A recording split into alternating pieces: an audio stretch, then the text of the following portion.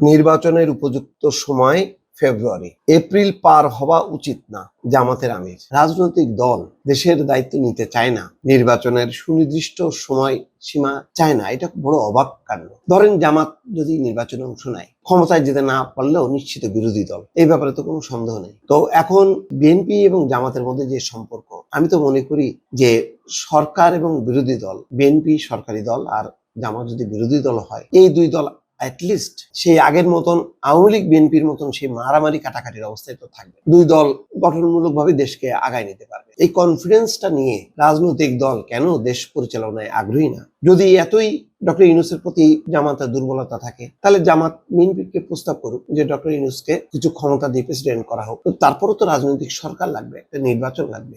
অন্তর্বর্তী সরকার যেমন বলছে যে ডিসেম্বর থেকে জুন, এটা কোনো সময়সীমা না, এরকম ধরনের রোড ম্যাপ পৃথিবীতে কোথাও কেউ দেয় না। তো এখন দেখছি যে জামাতের আমির তিনিও বলছেন যে নির্বাচনের উপযুক্ত সময় ফেব্রুয়ারি, এপ্রিল পার হওয়া উচিত।